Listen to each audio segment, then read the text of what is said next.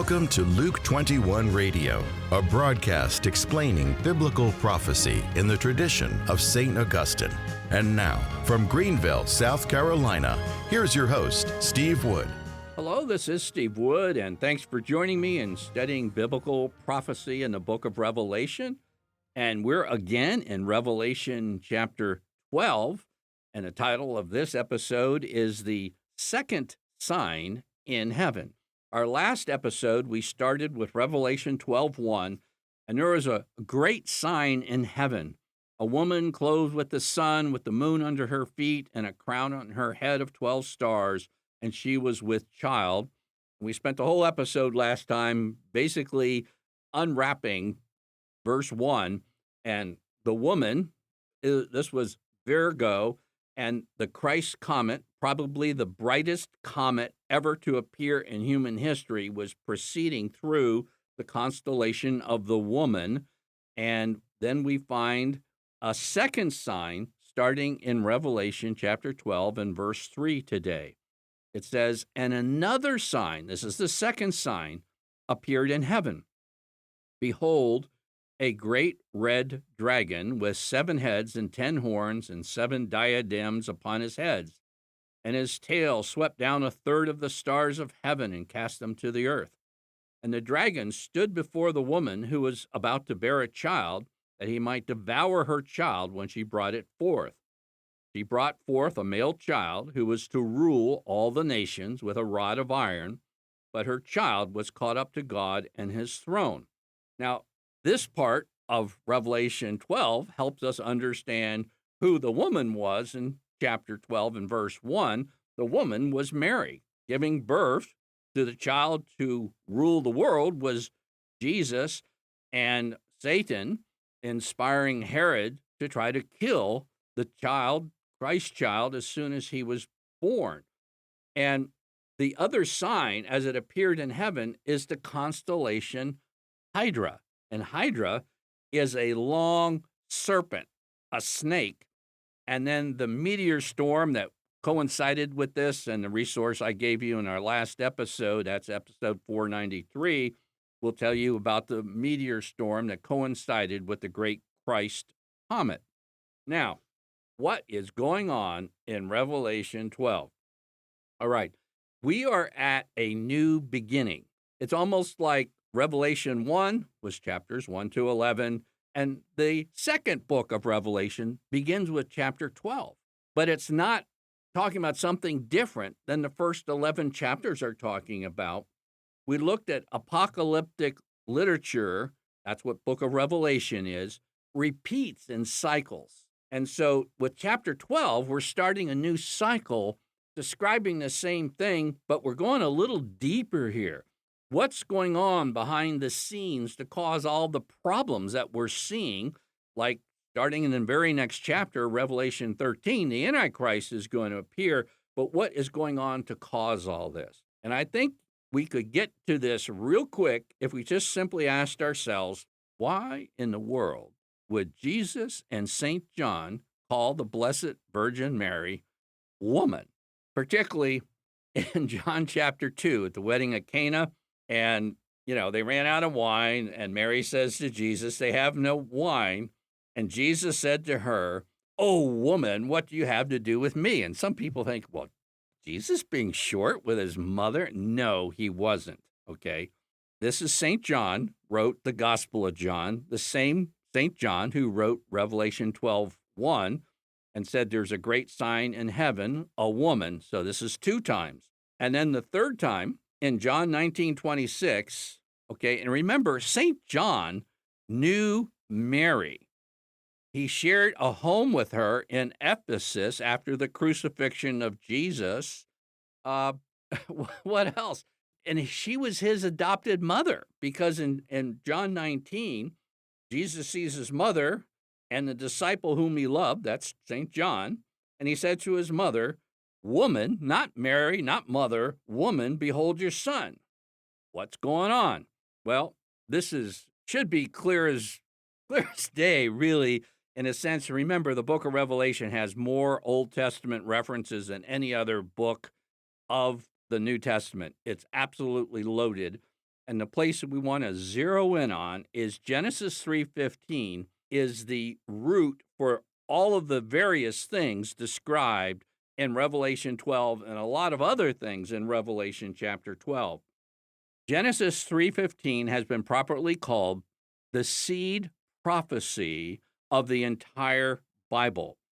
Genesis 3:15 says, God speaking, I will put enmity, hatred, strife, war.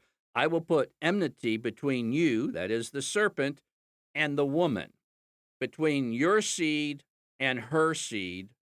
He shall bruise your head, and you shall bruise his heel. All the rest of the Bible, right through to Revelation 22, is an unfolding of this verse. What's going on? Well, there's the serpent and his followers. That's the devil and his followers. But there's the woman. Satan used the woman to lead Adam and original sin following. But God is going to turn that, and there's going to be the second Eve, Mary, who's going to have a seed. That's Jesus. And then there's going to be a contest, a war. It says, Mary's seed, or the woman's seed, shall bruise the serpent's head. Okay. I'm quite an expert on identifying snakes. Don't tell the Humane Society, but my plan to identify a good snake from a bad snake is that I take a shovel, cut off its head, and it's then a good snake. Okay. So if you hit the head of a snake, the venom, the ability to kill, the ability to lead into death is ended. And it says, and you shall bruise his heel. Now, you can really get hurt when somebody goes after your heel in a major way. Just watch the NFL. Somebody hits somebody's heel and they can be out of action. They can't even run, but it's not fatal. So there's going to be a twofold contest here. And this war, which is in Genesis 3:15, goes through all of the history of mankind until the second coming without stop. And if you want a principle to evaluate various prophecies and teachings, the Genesis 3:15 war does not stop from Genesis 3 all the way to Revelation 22. Now, as you go through the Bible, though, it's fascinating. And basically, if you want to do spiritual warfare, you can do it like Rush Limbaugh, who used to say, I can take on the liberals with one hand tied behind my back. But if you're taking on spiritual warfare with the serpent, I don't recommend it. And God's plan is the woman and her seed. It's not Jesus only, it's Jesus and Mary, and this is what's coming on. What's this battle in Genesis 3:15 is intensifying as we go towards the end of history. Satan knows his time is short, so he goes after the children, the seed of Mary. And just a little hint in John chapter 19, when Jesus says to the beloved disciple, behold your mother, there's a lot going on there. John was obviously the beloved disciple, but guess what? You are too. So am I. Everybody who believes in Jesus is a beloved disciple, and Mary is our mother. So you go through the Old Testament, there was this really, really bad guy named Sisera, big, undefeatable general that wanted to wipe out God's people. Goes on and on through the Old Testament. His name was Sisera. So he was in this big battle in Judges chapter 4 and got a little tired. So he left the battlefield and ran into a Jewish woman by the name of Jael. And he said, give me a little milk to drink. And she gave him a little milk to drink. And he says, I'm tired. I'm just going to lie down in your tent and, take a nap. And of course, he zonked out. He was very tired. Jael then took a tent peg. And, back then, tent pegs weren't nice little North Face tent pegs about 6 inches long. These were like circus tent pegs. And she took a mallet. And you know what she's going to do, because this is unfolding prophecy of Genesis 3:15. The woman and her seed are going to bruise the serpent's head. So she took the mallet and the tent peg and drove it right through his head into the ground. That's right in the Bible, Judges chapter 4, verse 21. And then Judges chapter 5, the whole Judges chapter 5 is a song about that battle. And you come to Judges 5, verse 24. Listen, Catholics. They said of Jael, who put the tent peg through Sisera's head, most blessed among women is Jael. Does that sound familiar to you at all? Like Gospel of Luke, chapter 1, verse 42, or the Rosary? Most blessed among women is Jael. Then you go through the Old Testament. Unfortunately, this book isn't in Protestant Bibles, but Judith, and Catholics don't read it enough, but Judith, same deal. This was even a greater general, Holofernes, and he was about to extinguish the Jewish people. They were basically defeated. They're out of food, and she puts on a nice dress and walks right into the most fearsome army they've ever faced. And he gets too much to drink, which nobody really should do. And she asked God for strength while he was passed out from drinking. And guess what she did? She cut off his head. And this is what they said to her, Judith 13, verse 18. O daughter, you are blessed by the Most High God above all women on earth. Blessed be the Lord God who has guided you to strike the head of the leader of our enemies.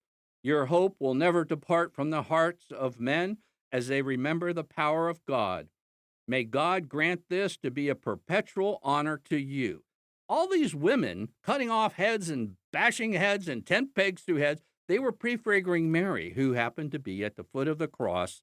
And at the foot of that hill was called Golgotha, which means place of a skull. That was the place where the serpent's head was being crushed while he hit Jesus with the crucifixion, but it was a heel bruise because death couldn't hold Jesus. So this whole war from Genesis 3 going on is never ending. And you think, wow, that was really something. No, that's not what Revelation 12 is talking about. It is written to let people know that what Mary and Jesus went through didn't stop. Because it says in Revelation 12:12, rejoice then, O heaven, and you that dwell therein, but woe to you on earth and sea, for the devil has come down to you in great wrath, because he knows his time is short. In other words, the war that went on in the first century is going to intensify the closer we get to the second coming. Revelation 12:17, then the dragon was angry with the woman and went off to make war on the rest of her offspring. Those are disciples of Jesus, the beloved disciples that Mary becomes our mother, and those who keep the commandments of God. And the serpent, he stood on the sand of the sea. You turn the page, remember there weren't chapter divisions between chapter 12 and chapter 13, the Antichrist arises. So there's problems, and the escapist prophecy teaching is just so utterly unchristian. There's just nothing to do about it because we're disciples of Jesus, and what Mary went through, what Jesus went through, what Jael went through, what Judith went through, and David and Goliath, by the way, he hit Goliath in the head with the stone and he cut off his head. And we don't tell little kids this, but he was walking around Jerusalem holding Goliath's head. Do you understand what's going on here? And what Book of Revelation is telling us is that this endless battle started in Genesis 3:15 will not end until we see the victorious Jesus come back the second time, and he will defeat once and for all opposition to God and his kingdom. I'm Steve Wood, your host, and you've been listening to Biblical Prophecy with Luke 21.